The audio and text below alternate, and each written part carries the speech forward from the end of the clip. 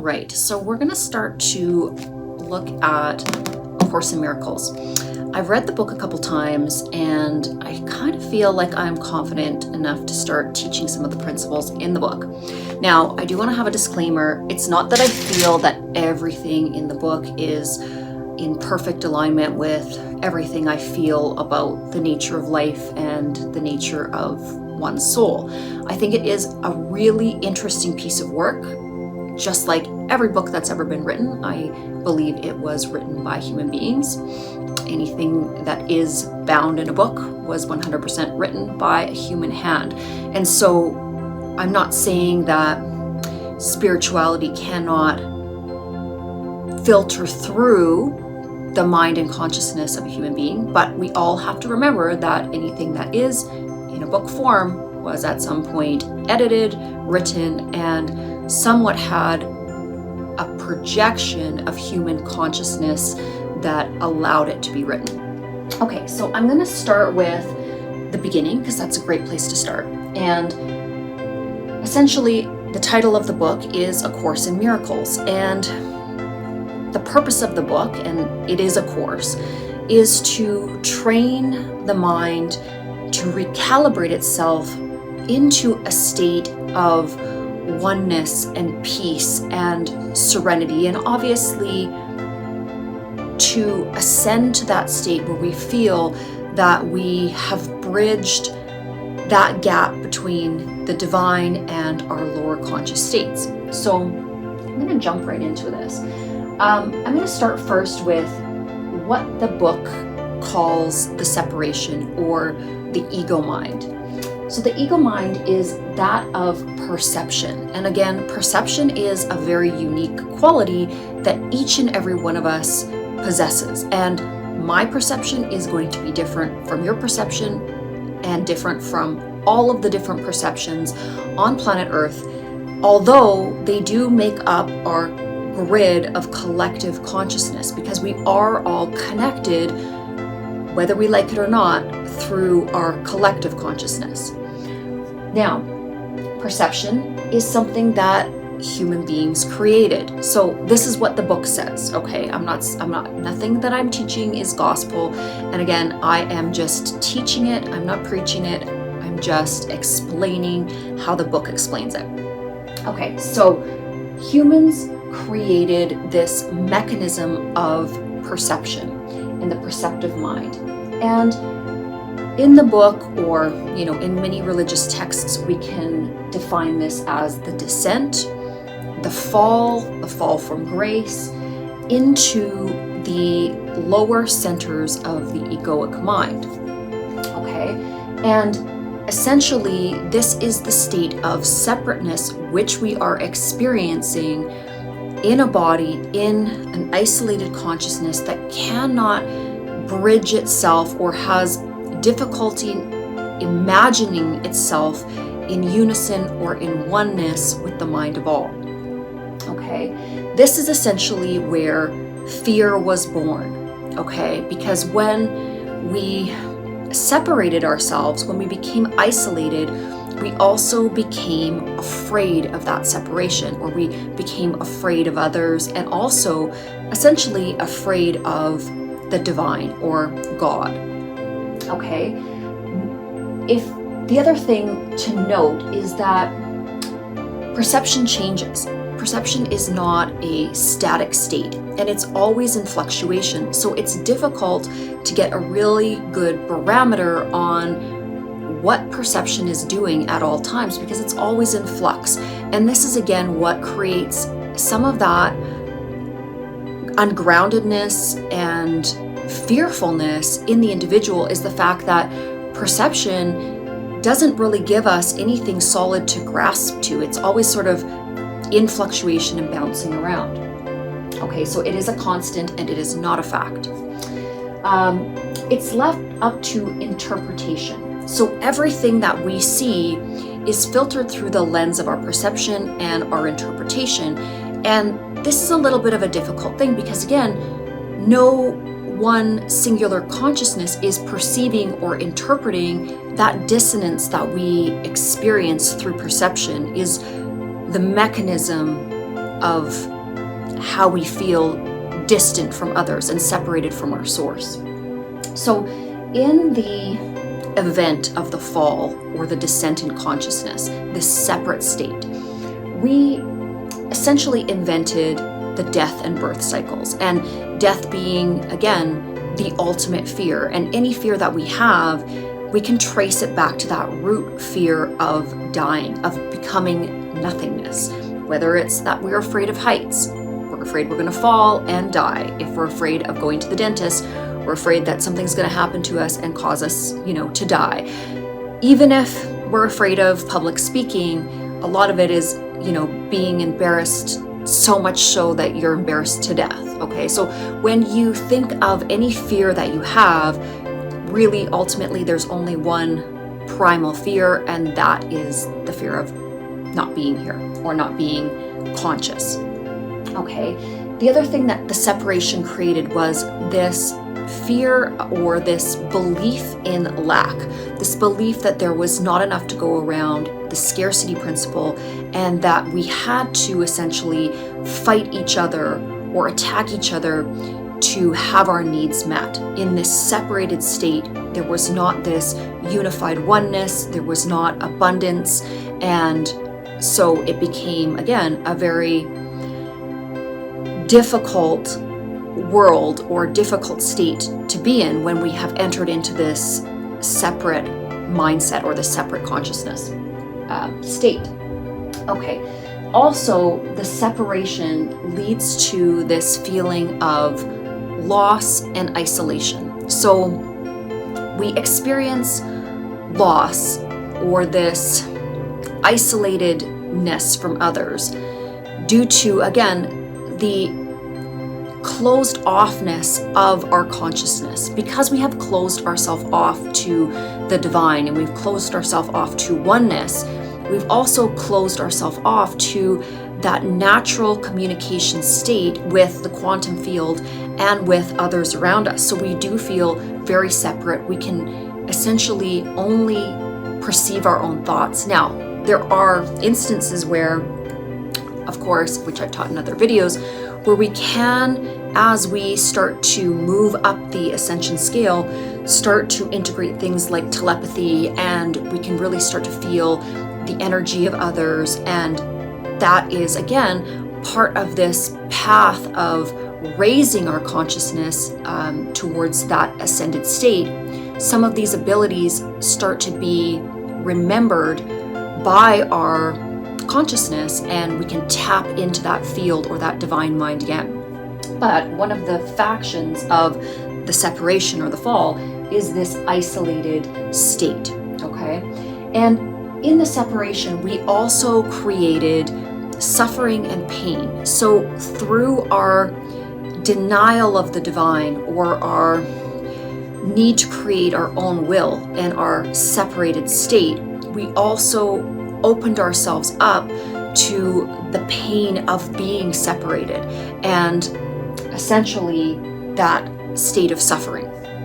And anybody that has gone through pain, whether it be physically or mentally, it's definitely a state of suffering. It's not a nice state of consciousness to be in. But as the book teaches, is that it is our distorted thoughts that have allowed us to accumulate enough momentum in our consciousness to out-manifest this in a material form. So the material world or the dream world that we've created feels very visceral and feels very real through our perceptive abilities. So in this state, we also created ourself a body. So the body is the container that the mind, the consciousness is perceiving through.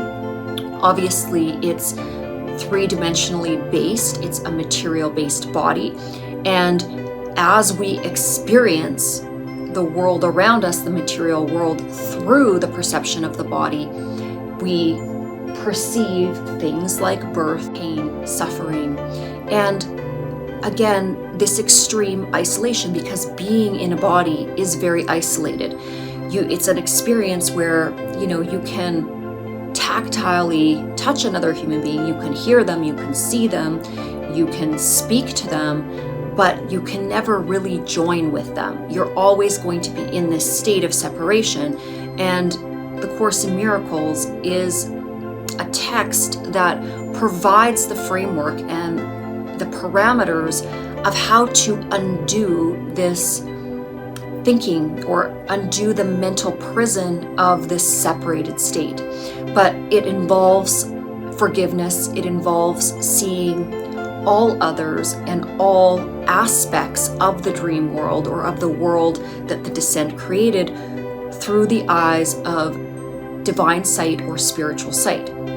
Okay, so I have a little diagram here of divine oneness and the separateness of the ego. And you probably can't see it very well, but again, it sort of shows that spiraling state down towards the separation of ego, and then that ascended state towards divine oneness. And again, this is what we are hoping to master in each and every lifetime when we're coming to planet Earth.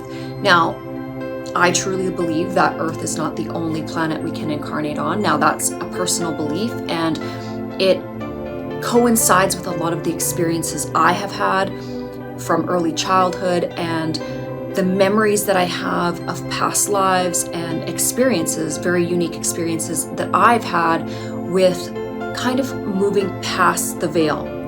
Now, I don't always feel that I'm in this state. I don't always experience the state of the weakening of the veil where I get a lot of spiritual insight in this particular time, space reality that I'm in right now. I don't have a lot of that bridging happening. I'm very much rooted in the three-dimensional world, but I have had times where I very much do perceive more than meets the perception of the eyes of the body. And hence why I feel that I'm capable to talk about some of these topics. Divine mind is, or the God head or God, whatever you'd like to call it. And this is the unified field of creation. It is the power of creation. It is that all-pervasive totality of everything that we see in terms of our universe, in terms of material matter, and that which is also spiritual, so that which is unseen as well, so the physical and the non-physical. And so one of the most important principles of understanding what the divine mind is knowing that it is constant. It is essentially law. It cannot be changed. It is unchangeable, okay? It is all that is, okay? It is based in knowledge and truth and not perception. It's not up to interpretation. It just merely is. It just merely exists. That is why it is eternal, okay? It is based in absolution. So it is absolute truth. It is what knowledge is. Now, the goal of the Course, again, is to heal distortion. So everything that you and I are thinking that is not in alignment with divine mind is actually just a distortion that needs to be corrected. And this is the fundamental principle that the Course in Miracles is teaching. It's teaching that everything we see, all of the suffering we see, everything that is to us a sin or misguided is perceived through a distorted state or distorted mind, which I would agree with. Even if you're thinking very three-dimensionally, anything that is not good is certainly distorted. So I don't think that this principle is really off the mark in any way. Okay, and the goal in healing all of our distorted thought forms is to return to oneness. So return to that state where we have joined our consciousness with that of the divine, and we feel that we are in this eternal, safe, conjoined state with that operant power. And if you think of this from, a very even basic way of thinking of it, what a beautiful state of being to imagine that all of the things that you've ever worried about, any problem that you have ever had, any loneliness that you have ever experienced, is now eradicated and dissolved because you have joined with this immense, incredible power of the universe that allows you to essentially unburden yourself. And through that joining, you gain ultimate peace. You are, one with all that is, and you're no longer carrying that burden on your own, that burden of separateness. You always have somebody by you. And again, that fear of the isolation or that fear of being just a little small tiny you against the world, it no longer is a thought in your mind. You are always in unison or in oneness with God.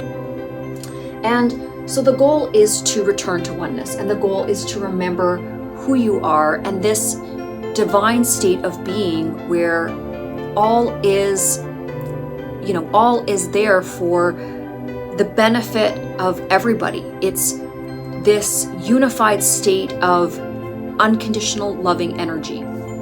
Okay, so back to love. Love is the force that is eternal. Love is the force that is outwardly expanding. It is the force of expansion, and it is basically what drives everything in creation, is this principle of unconditional love. And that is what we are going through the course to remember, is this state of love, the state of everything that we are, being love and giving love and extending love to all others in every moment. And to me, this is a very beautiful concept. It's something worth learning, and it's something worth integrating into your own life. Even if you only get halfway there, you're certainly going to become a much more incredibly beautiful human being. So, even some of the exercises can be a little bit difficult. I find you really have to practice them daily and probably for the rest of your life, but they are, again, really worth learning. So the other principle that the book starts off talking about is that God's kingdom cannot be altered by perception. So again, it allows us to understand that any scary or terrifying thought we've ever had does not affect the beauty of creation, the beauty of what we are. And even our most distorted, terrifying thoughts have no play in the field. Not really. Not in our dream world they do, but in the kingdom or the true state of divine mind. So our distortions cannot reach the kingdom, cannot reach that which is God. We're essentially placed in a bubble here in our dream world or our asleep state.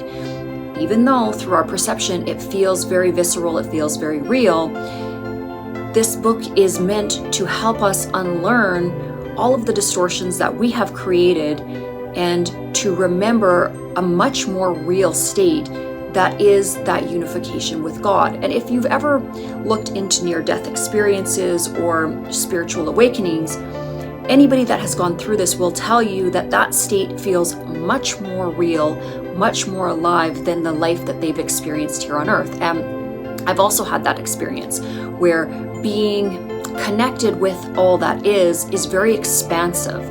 I thought it was, extremely interested in the various sort of spiritual awakenings that I've gone through over the years, that I really did feel an expansion of my consciousness. I felt like when I was in those states, I was one with all that is. It was one of the most beautiful experiences that I've ever had. I can't even really put it into words, but just the pervasive safety and the all-encompassing peace I experienced and love beyond words. I can't even articulate the volume or the intensity of love that I was able to experience when I went into these, I would call them altered states. And they weren't something that I meant to bump into either. They very much took me by surprise, and I wasn't meditating or I wasn't meaning to have these experiences, but nonetheless I did. And that's probably what has propelled me to search out all of these different teachings and books and make this such a powerful part of my daily life, is this exploration to understand those experiences that I had, or hopefully still will have, because I hope that I get to experience that state in its entirety again. Okay, so understanding as well that this force of love is never ending. It is eternal. It is a state that, of course, is the formation of the outward expansion. It is what is its propellant. It's what's making everything that we see in the material and non-physical world able to be. And in terms of non-physical, that doesn't mean that there isn't stuff there or consciousness there. From my experience, it is much more rich than we can even put into words or into teachings, because again, I've experienced it in a very interesting way. It's difficult to teach. It's very, very, very difficult to teach what I've experienced from a human standpoint, moving into the non-physical realms and then coming back, because there is sort of a physicality about it, but it's an energy. That's the best way I can put it into words. It is a vibrational energy, and it is not really tactile in the same way that we feel through our senses, but we do still perceive. Well, I guess perception was what I was talking about, is more associated with ego mind. So I don't think that's necessarily the right word or the right wording, but we still do conceive. We still do have a consciousness. We still do have an awareness of being. And I think that's what I'm trying to say about how we experience the non-physical.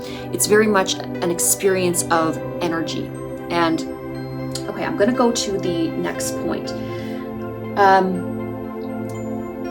Divine mind is not bound by material law. We approach the usefulness of the miracle or miracle-mindedness when we are on our way towards the ascended states of consciousness.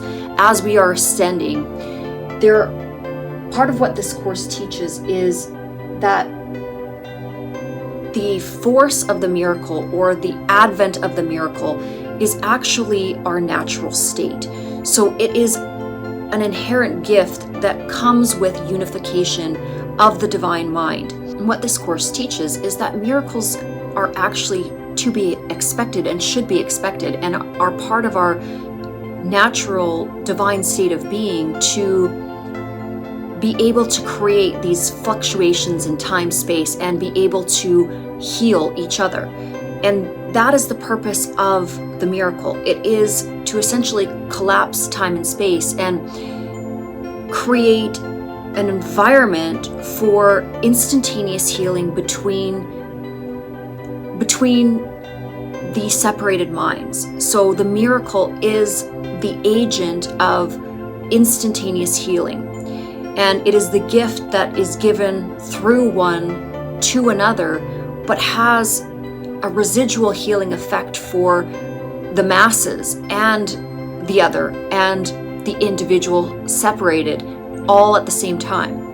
And again, I can't teach everything in the book in this one lecture, but hopefully I can give you a little bit of a premise about what you're going to be learning through the book, through these different lessons. And if it piques your interest, then again, you'll stay tuned and learn a little bit more. So the goal is, through this course, that we are going to be learning how to join our individual will, so to speak, and create that bridge between our consciousness and God's consciousness. Essentially, the teaching myself and the Father are one. And again, I'm going to teach this a little bit differently from the perspective of, I do feel that for the last, many thousands of years, I'm not going to put a date on how many thousands of years, I do believe that the Godhead or Spirit or Source is not a masculine entity. I don't believe that it is necessarily or has to be taught as a father figure. I wholly and completely believe that there is a mother and father God, that there is a feminine and masculine aspect to the unification of spirit or of the divine. And I think that's one of the largest difficulties that I have with all texts, is that they teach from this lens, or teach through the lens, that which is the creation power, or the most holy, or capable of prophecy, are male individuals, or the masculine energy. And I think that this has created quite an imbalance in terms of how we see our external world, whether it be a dream world or whether it be a world that we are living in. Of course, we are living in it. So when you take this text extremely literally, you have to be a bit careful, because you do still have to reside in the dream world, or the world that you're living in. But when we look at this desire to join our consciousness with that of a higher order, and that also, when we do create this joining effect, that it allows us to create more peace. It allows us to be more loving. It allows us to see all of the others that we inhabit the planet with as our sisters and brothers, as those that we want to protect and love and elevate in all ways. And I think those are the fundamental, most beautiful teachings that I enjoy in this particular text. Now, the other thing that this book covers is that the divine or spirit also has the ability of affecting our world, or our material world. Not necessarily that the consciousness or the purity of consciousness of the Godhead is going to come into this world, as that is not possible. It calibrates at such a high level that it's not able to perceive at the level of perception. But it is able to affect via the Holy Spirit, and this is how it's termed in the book, via the Holy Spirit and via the Son of God, okay? And the text teaches that, again, this idea of joining our will or our consciousness with God is a bit of a process. So it is through the Holy Spirit that is the bridge between that higher level of consciousness and our lower level of conscious perception here on earth, that we are able to connect with the divine, and we are able to hear the correctedness or the undistorted pure voice of God or the divine mind, and also that our teacher or our vehicle to greater understanding of what it is to reside in the divine mind is the Son of God, or Jesus, who was able to make that transition into oneness and show us essentially the path of ascension. So it is a very, very interesting read. It's a heavy read, and it reads, almost very biblically. It's almost like picking up the Bible. And I like the way that it's written, but I also feel that due to the fact that it's sort of, it can almost be written in parables, and it's a little bit metaphorical in some regard, and the language can be quite heavy. I think it is worth if you are interested in studying it, going through it sort of page by page. And that's why I've decided to teach it, because it isn't something that, you can just read and grasp from one read. I find every time I read it, I'm getting new information from it. I'm understanding it from a higher and higher perspective. And it also does give you daily activities as well. I love the activities, but I want to give a little bit of a disclaimer to them. You certainly want to put them into practice, but not so much so that you become disinterested in living. I don't think that was the goal of the course. I think you still have to enjoy the experience of being a human being. We still have to protect our planet. We still have to love others, and we can't completely dissolve our bodies that we're living in. That if and when somebody is capable of doing that level of, bridging to the spiritual world, it will be highly evident. When a miracle is presented to the world, it's something that is undeniable. So again, I don't really think that we have to worry too terribly much about false teachers or false prophets. If an individual could not maneuver the material world and change things in the sense of an actual miracle, then it's pretty evident that they haven't ascended to the point where they are joined with divine mind. Because again, what this book teaches is that once an individual or a student is capable of understanding this type of spiritual text in its totality, then miracles are the common state. Miracles would be easy. And I've yet to perform a miracle. I'm just going to state that. So again, I'm not so worried about myself teaching it, because I'm just teaching it as a book and as an intellectual text. And if I ever start truly performing miracles,